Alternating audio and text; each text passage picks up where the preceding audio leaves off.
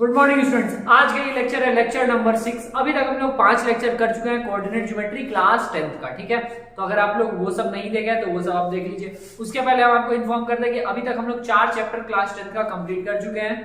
कौन कौन सा? ट्रिगोनोमेट्री, उसके बाद ट्रिगोनोमेट्री का एप्लीकेशन चैप्टर 9, उसके बाद chapter 12 area related to circle और सरफेस एरियाज एंड वॉल्यूम। ये 4 चैप्टर कवर हो चुका है, ये 5वां चैप्टर चल रहा है। ठीक है, और उसका लेक्चर नंबर 6 है।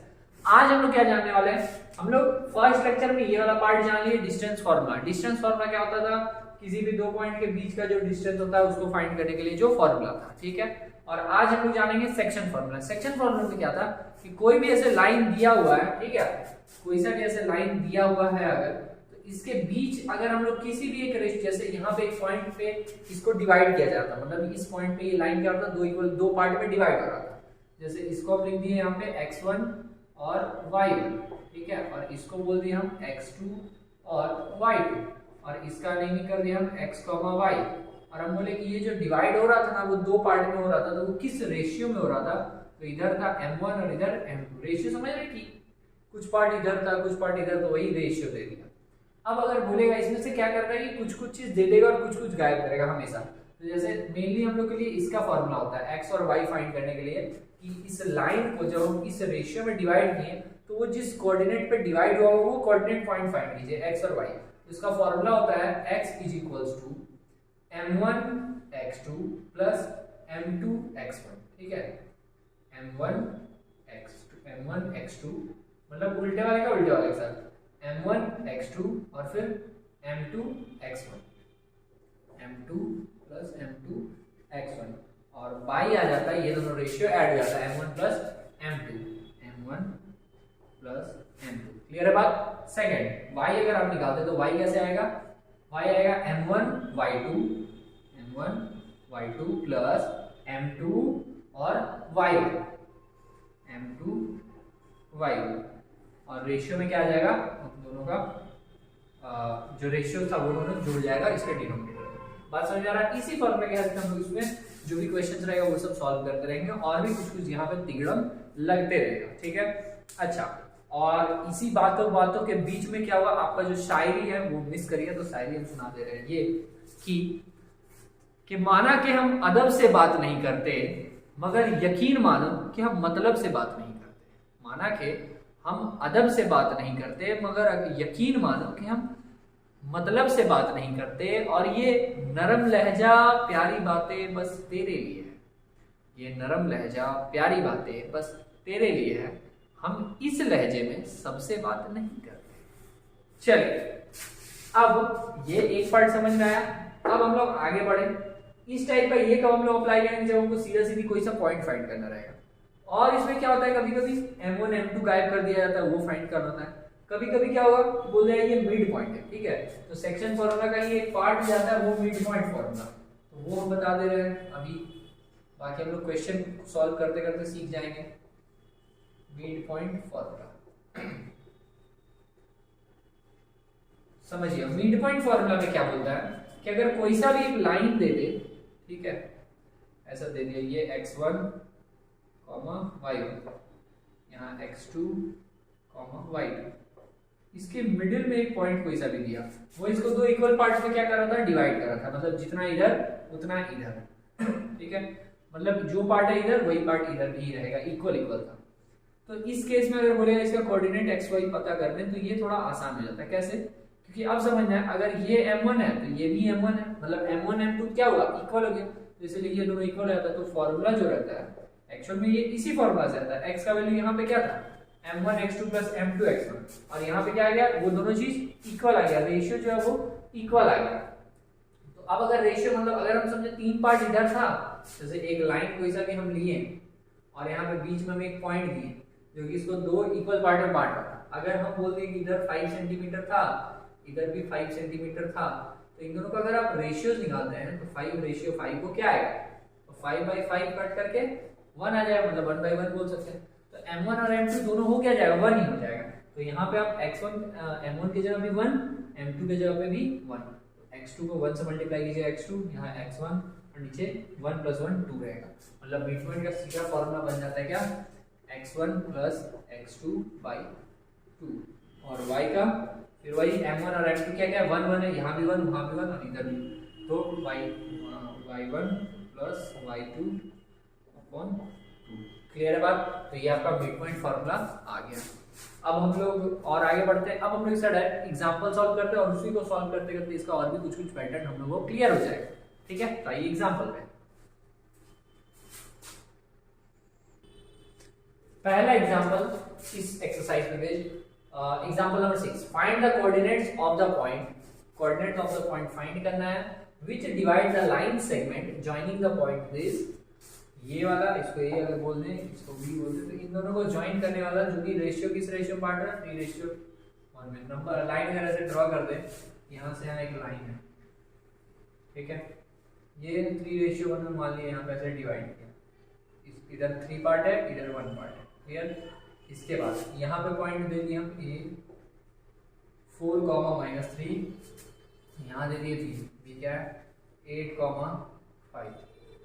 यहाँ तक कोई दिक्कत नहीं। अब यहाँ पे हमको कोऑर्डिनेट फाइंड करना है, एक्स और वाई का वैल्यू जो होता है वो हमको फाइंड करना है। कैसे करेंगे? ये तो सिंपल था, बनाए हैं। एक्स का वैल्यू क्या आ जाएगा m1 x2 plus m2 x1 by m1 plus m2। ठीक है, सॉल्व कैसे किया जाए? x बराबर m1 x2, m1 है क्या, इसको बोल दिए m1, उसको बोल दिए m2। m1 है मतलब 3 इंटू x2, 3 को मल्टीप्लाई किया हम 8 से, और फिर m2 है ये 1, तो इसको मल्टीप्लाई किया x1 मतलब 4 से, तो 1 इंटू 4। नीचे m1 प्लस m2, m1 और m2 कौन था 3 और 1, 3 प्लस 1, 8 या 24 प्लस 4 का 4, 3 और 1 4, यहाँ कितना आ जाएगा 24 4 28/4, 4 से काट देंगे तो यहाँ 7, तो x का वैल्यू कितना आया 7 आ गया। अब y अगर निकालना जाए तो y का फॉर्मूला क्या हो जाएगा m1 y2 plus m2 y1 by m1 plus m2। अब m1 y2, m1 क्या 3 है, इसको y2 से 5 से, 3 को करेंगे मल्टीप्लाई 5 से, प्लस m2 को y मतलब 1 को करेंगे -3 से, 1 into -3 by m1 plus m2, 3 plus 1, यहाँ पे 15 -3/4, तो यहाँ आ जाएगा 15 या 12/4, 4 से डिवाइड मारेंगे आंसर आ जाएगा 3। तो कोऑर्डिनेट क्या मिल गया, तो x y का वैल्यू आया, क्या आया x आया यहाँ से 7 और y का वैल्यू 3, तो 7, 3, ये उसका कोऑर्डिनेट पॉइंट निकल गया। ये बात समझ में आया? पहला एग्जांपल। आइए अगले एग्जांपल। नेक्स्ट एग्जांपल में क्या बोला जा रहा है, in what ratio does the point -4, 6 divide the line segment joining the point this and this. A और बी पॉइंट को ज्वाइन करने वाला जो लाइन था, यहाँ है ए, यहाँ है बी, इन दोनों लाइन को जो ज्वाइन करने वाला पॉइंट था -6, 10 इसका कोऑर्डिनेट दिया है, इसका दिया है 3, -8। इन दोनों को बोला जा रहा है in what ratio does the point this divided. ये जो इस पॉइंट, ये जो कहीं पे भी जो डिवाइड हो रहा होगा -4, 6 लिख दिए, ये किस रेशियो में डिवाइड कर रहा होगा, ये हमको पता करना है, ये किस रेशियो में डिवाइड कर रहा होगा। ये इंपॉर्टेंट क्वेश्चन है कि देखिए तीन चीज पैटर्न इसका कैसे चेंज रहा। पहले तो क्वेश्चन सीधा दिया, दूसरा में क्या कर रहा कि इसका रेशियो गायब कर दिया। पहले हम लोग ये फाइंड करते थे x1 और y1 या फिर xy, और अब क्या किया, जो m1 m2 था वो गायब कर दिया। यहाँ पे जो ये m1 और m2 हुआ करता था वही अब गायब कर दिया। ठीक है, तो उसको कैसे फाइंड करेंगे, तरीका क्या है समझिएगा। हम लोग ऐसा अज्यूम कर लेंगे, ठीक है, लेट कर लेंगे कि जो m1:m2 है ना, उसको बोल देंगे हम लोग k:1। ठीक है, m1:m2 को हम लोग k:1 बोल देंगे। इससे फायदा क्या होगा कि जब k निकालेंगे ना, तो k हमेशा रेशियो के फॉर्म में आएगा। कैसे? जैसे कि m1/m2 का वैल्यू हम लिख दिए k/1। ठीक है, k का वैल्यू अगर कहीं से आ गया 3/2 आता है, ऐसा ही रेशियो में ही रहेगा m1 यहाँ m1/m2। ठीक है, ये अगर कल को इसका k का वैल्यू क्या आता 3/2 आ जाता है, अब क्या लिखिएगा इसकी जगह, के की जगह पे 3/2 और नीचे 1 तो उसी से मल्टीप्लाई हो जाएगा, कोई चीज। तो m1 और m2 क्या आ जाएगा 3/2, तो m1 हो जाएगा 3 के बराबर और m2 हो जाएगा 2 के बराबर, ठीक है। लेकिन फायदा क्या होगा कि हम लोग एक ही वेरिएबल को लेकर चलेंगे, अगर दो वेरिएबल को लेकर चलेंगे तो वो सॉल्व नहीं हो पाएगा, ठीक है। इसलिए हम लोग m1 m2 को क्या मान लेंगे, k/1 मान लेंगे, क्लियर। तो यहाँ पे जो m1 m2 था अब मान लीजिए इसको क्या k/1, ठीक है। और आइए इसको देखिए सॉल्व कैसे किया जाए। हम लोग अपना वही फॉर्मूला लगा देंगे, बेसिक वाला सेक्शन फॉर्मूला। क्या था फॉर्मूला कि x equals to m1x2 plus m2x1 by m1 plus m2, ठीक है। m1 कितना है, m1 की जगह पे k दिया हुआ तो k into x2, k into x2 की k इंटू x2। अब x2 है क्या, x1 ये था, तो ये जैसे नेमिंग कैसे करते थे, ये x1 ये y1, ठीक है, और ये x2 ये y2, ठीक है, और ये होता था xy, याद है ना। तो जो हम लिख रहे हैं x इक्वल्स टू ऐसा, तो x का वैल्यू यहाँ से क्या मिल रहा है आपको -4 और ये k1 k2। m1 का वैल्यू x1 और x2 क्या था, x2 था 3, k इंटू 3 प्लस m2 क्या है यहाँ पे 1 और x1 क्या है, x1 है ये -6, नीचे में क्या आ जाएगा m1 प्लस m2, m1 क्या था k और m2 क्या था 1। अब ये जो पूरा डिवाइड में मल्टीप्लाई में आ सकता है, हम k प्लस 1 को मल्टीप्लाई कर देंगे इससे -4 से और आगे सॉल्व कर देंगे। k को 3 से मल्टीप्लाई किए 3k और प्लस माइनस यहाँ पे -6 हो गया, सॉल्व किया जाए। -4 इंटू किए तो -4k और -4 इक्वल्स टू 3k -6। k वाले सभी को एक तरफ अगर कर दें हम तो -4k और -3k प्लस 3k है -3k इज इक्वल्स टू यहाँ -6, -4 इधर आ जाएगा +4, यहाँ कैलकुलेट होकर आ जाएगा -7k is equals to -2, minus cancel, तो k का वैल्यू क्या आएगा 2/7। और हमको पता है k किसके बराबर होता है m1/m2 के, क्योंकि k के नीचे कुछ नहीं तो 1 तो लिख ही सकते हैं, तो k/1 क्या है 2/7, m1/m2 के बराबर, तो अब m1 क्या हो गया 2 और m2 क्या हो गया 7। तो हम लिखेंगे क्या कि ये, अब हम इसको या तो जैसे हम x को फाइंड किया, x को बस सॉल्व किया, तो बस हम इसको बस या तो सिर्फ x के हेल्प से या सिर्फ y के हेल्प से, किसी भी एक के हेल्प से भी सॉल्व करेंगे तो आंसर आ जाएगा, ठीक है। तो हम यहाँ पे लिख रहे हैं क्या कि जो किस पॉइंट में डिवाइड किया है, तो हाँ भैया m1:m2 जो है वो आ गया 2:7, किस रेशियो में डिवाइड किया 2:7, क्लियर हो रहा। आइए नेक्स्ट एग्जांपल। एग्जांपल नंबर 8 में बोला गया find the coordinates of the point, coordinate point वही फाइंड करना है हमको, of the points of try section of the line. Try section of the line कहने का मतलब क्या कि एक लाइन है और उस लाइन को 3 पार्ट में बांटा गया, तो 3 पार्ट में बांटने के लिए try section of the line segment joining the point, और 3 इक्वल पार्ट में डिवाइड किया गया, ठीक है। तो 3 पार्ट में जब हम बांटेंगे तो 3 पार्ट में बांटने के लिए 2 पॉइंट दिए यहाँ और यहाँ, तो क्या होगा एक पार्ट ये, दूसरा ये, तीसरा ये, ठीक है। 3 पार्ट में उसको बांटना है, कौन सा line, joining the points a, और वो पॉइंट क्या करेगा 2, -2 और b का आ जाएगा यहाँ पर -7, -4, ठीक है। a और b को वो 3 पार्ट में बांट रहा था, तो 3 पार्ट में बांटने के लिए 2 पॉइंट दिए, तो 2 पॉइंट दिए तो वो 3 इक्वल पार्ट में डिवाइड हुआ। अच्छा, अब बोल रहा कि ये सब कोऑर्डिनेट बताना है, इसको बताना है, इसको बताना है, कैसे निकलेगा x y का वैल्यू साथ। इसको अगर हम बोल दें x1 y1, इसको हम x2 y2 बोल दे तो हमको निकालना है, कैसे निकाला जाए समझना है, क्योंकि रेशियो तो दिया नहीं। एक बात समझते हैं, जितना ये है उतना ही ये है और उतना ही ये है, पार्ट तो इक्वल है, एक पार्ट 2 3 तीनों इक्वल पार्ट। तो जब हम इस पॉइंट को निकालेंगे तो अगर आप ध्यान से देखिए तो इस पॉइंट पे ये लाइन कुछ ऐसा नहीं हो जा रहा कि ये एक पार्ट इधर है तो इधर टोटल पार्ट कितना बच गया 2, ऐसा हो रहा, बोलिए। जब हम इसको फाइंड कर रहे हैं पॉइंट को, तो ये और ये तो हमको पता है, बस रेशियो पता करना था। तो रेशियो ऐसा नहीं कि इधर एक पार्ट है और उधर 2 पार्ट है, तो ये रेशियो नहीं हो जाएगा 1:2 हो जाएगा ना। और जब वही अगर हम इस पॉइंट के लिए फाइंड करेंगे तो इधर फिर 2 पार्ट, एक और एक 2, तो इधर 2 पार्ट हो जाएगा और इधर 1 पार्ट हो जाएगा, ठीक है। तो आइए सॉल्व करते हैं फिर। इसको सॉल्व करने स्टार्ट अगर करें x1 और y1 बोलकर, तो x1 का वैल्यू क्या आ जाएगा, m1 x2 होता था, मतलब इसको -7 से पहले मल्टीप्लाई करेंगे तो 1 इंटू -7, ठीक है, प्लस इधर कितना पार्ट, जैसे यहाँ पे अगर आप देख लें इसमें हम लिख दे रहे हैं a का 2, -2 और b का है यहाँ पे -7, 4।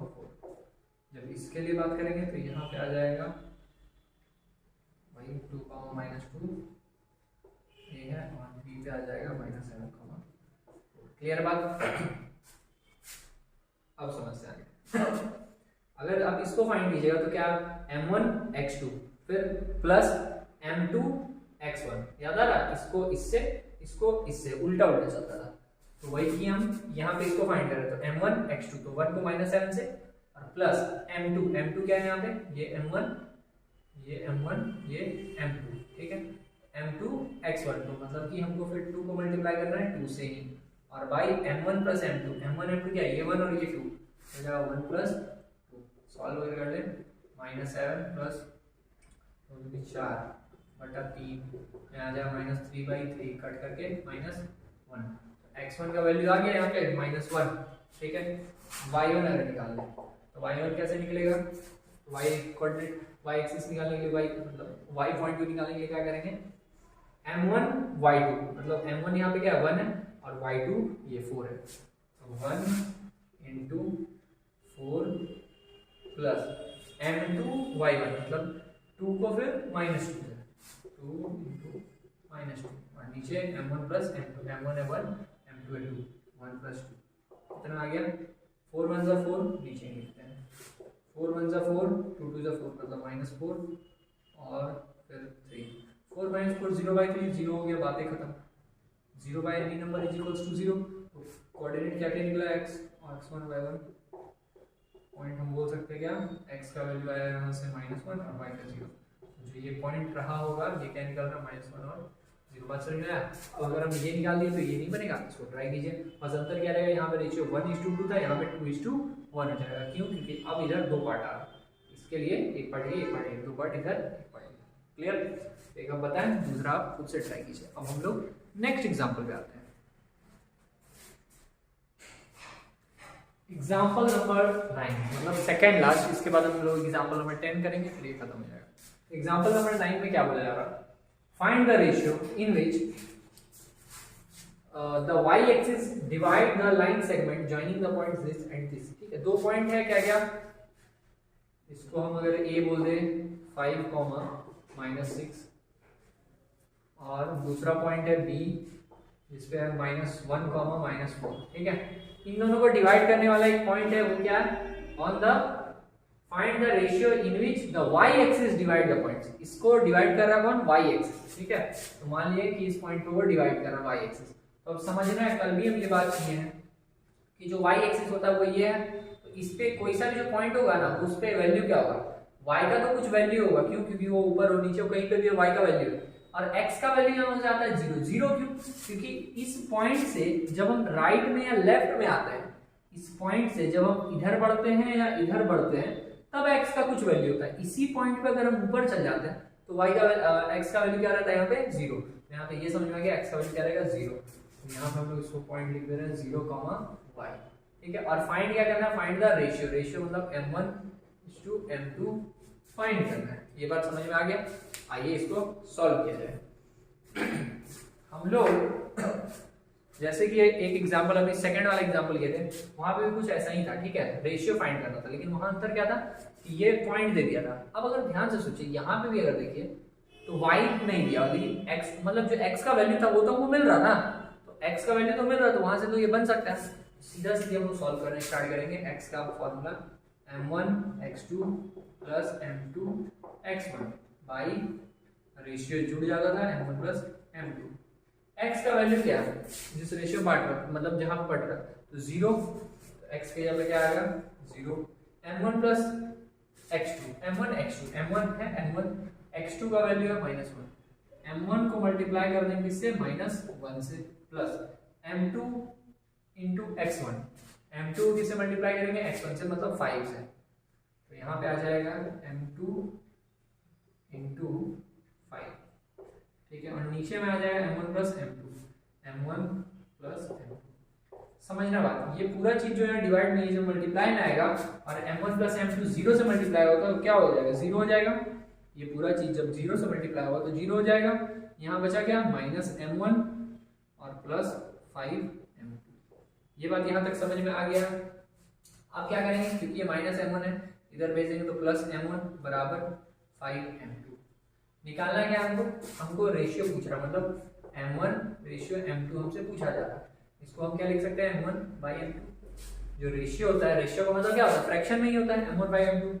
कैसे निकल सकता है, m1 का m1 रखिए तो ये m2 मल्टीप्लाई में ये डिवाइड में, क्या बचा यहाँ पे 5, नीचे सर कुछ नहीं तो 1 लिख दो, तो मतलब क्या मिल गया कि m1 m2 क्या निकल गया, 5:1 आंसर। कितना आसान है क्वेश्चन है। आंसर क्या था, उसमें हम लोग के मान के बनाए थे, इसमें हम लोग बिना के मान के बना दिए, ठीक है। दोनों तरीके से बन जाएगा, सीखना जरूरी है हर तरीके से। तो ये समझ में आया। आइए आखिरी एग्जांपल में,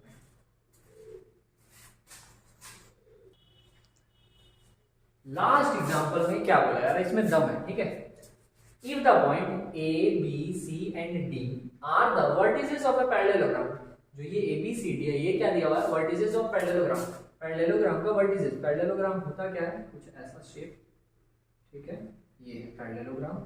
इसका ये 4 वर्टिसेस दिया हुआ है, अगर नेमिंग करते हैं हम, ए है 6,1, बी है 8,2, सी है 9,4 और डी है P,3।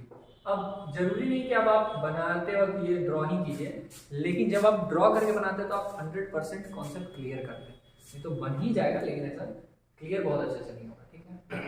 अब इसमें क्या बोलना, vertices of a parallelogram taken in order, एक ऑर्डर में ही दिया गया था ए बी सी डी ऐसे। बोल रहा find the value of P, P का वैल्यू मतलब ये जो चीज है ना, इसका वैल्यू फाइंड करना है पी का। कैसे फाइंड करेंगे, समझना बात। तरीका ये होता है कि जो इसका डायगोनल्स होता है ना, पैरेललोग्राम का जो डायगोनल्स होता है वो, अरे अरे अरे कहाँ, जो डायगोनल्स होगा वो डायगोनल एक दूसरे को क्या करता है, बाइसेक्ट करता है, ठीक है। वो डायगोनल एक दूसरे को क्या करता है, बाइसेक्ट करता है। बाइसेक्ट करने का मतलब जितना इधर उतना इधर, जितना इधर उतना इधर, ऐसा कर रहा होता है बाइसेक्ट। अच्छा, तो अगर बाइसेक्ट कर रहा है, समझिए मेरी बात, तो ए और सी अगर एक लाइन हो गया तो ये उसका कौन सा पॉइंट होगा, मिड पॉइंट होगा। बाइसेक्ट कर रहा मतलब इक्वल बांट रहा है, इक्वल बांट रहा मतलब जितना इधर उतना इधर, तो ये उसका क्या हो गया, मिड पॉइंट हुआ। अच्छा, और जब आप बीडी के लिए देखिए तो बीडी के लिए भी क्या होगा, ये जो पॉइंट अगर इसको हम ओ बोल रहे हैं तो ओ जो होगा बीडी के लिए भी क्या होगा, मिड पॉइंट होगा। ये समझ में आ रहा है, क्योंकि ये ओ जो है ये भी इसको बाइसेक्ट कर रहा है, दो इक्वल पार्ट में बांट रहा, ठीक है। तो इस पे जो x और y का मतलब जो ये कोऑर्डिनेट होगा, ये इधर से देखिए तो भी वही और इधर से देखिए तो भी सेम आएगा, क्योंकि दोनों बाइसेक्ट करता है जहां पे वो सेम पॉइंट है, ठीक है।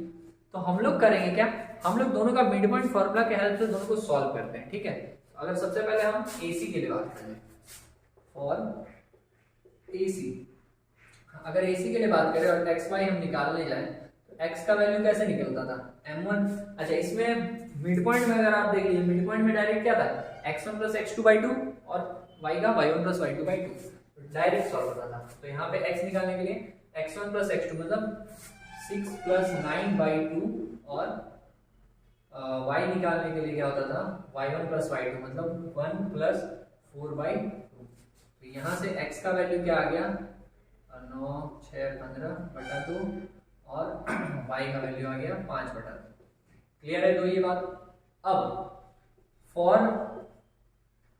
BD अगर बात करें तो BD के लिए x का वैल्यू क्या हो जाएगा, x का वैल्यू p प्लस 8 या फिर 8 प्लस p/2 और y का वैल्यू हो जाएगा 3 प्लस 2/2, ठीक है। और हम बोल सकते हैं क्या कि जो ये पॉइंट है, जो ये O पॉइंट है वो दोनों के लिए कॉमन है, तो जो हम वर्टिसेस फाइंड करेंगे वो दोनों के लिए सेम रहेगा, ठीक है। लिखेंगे क्या, mid point of AC and BD, mid point of AC and BD same. AC और BD का मिड पॉइंट क्या आ रहा, सेम आ रहा, AC का मिड पॉइंट भी हो, BD का मिड पॉइंट भी हो, तो दोनों का जो कोऑर्डिनेट होगा तो वो भी इक्वल होगा। So coordinate is also same, coordinate भी क्या हो जाएगा यहाँ पे, सेम हो जाएगा। तो हम क्या बोलेंगे कि इधर से जो हम वैल्यू निकाले, देख भी लीजिए यहाँ पे जो y का वैल्यू निकाले 5,2 और यहाँ से भी निकला कितना, यहाँ से निकाले नहीं थे ना 5,2, अब 5/2, यहाँ भी 5/2 निकला y का वैल्यू, यहाँ भी 5/2, तो x का वैल्यू भी बराबर होगा आपस में। तो हम बोलेंगे क्या कि जो 15/2 है वो बराबर होगा किसके, 8 + p/2 के। अब 2 से तो 2 कैंसिल हो गया, तो p का वैल्यू कैसे निकलेगा, जो ये 8 प्लस में वो इधर माइनस में, तो 15 - 8 बराबर p आ जाएगा। तो बोलेंगे कि p का वैल्यू कितना हो जाएगा, 7। क्लियर है बात। तो जो p का वैल्यू फाइंड करे तो वो बस फाइंड हो गया। तो उम्मीद है समझ में आ गया होगा। तो अभी हम लोग क्या जाने, सेक्शन फार्मूला के बारे में जाने और फिर जितना एग्जांपल था एनसीईआरटी का वो सब कर चुके हैं। तो अभी यहाँ पे ये लेक्चर हम लोग रखते हैं। अब हम लोग नेक्स्ट मिलेंगे 7.2 एक्सरसाइज को सॉल्व करने के लिए अगले लेक्चर में, ठीक है। तो अभी के लिए धन्यवाद।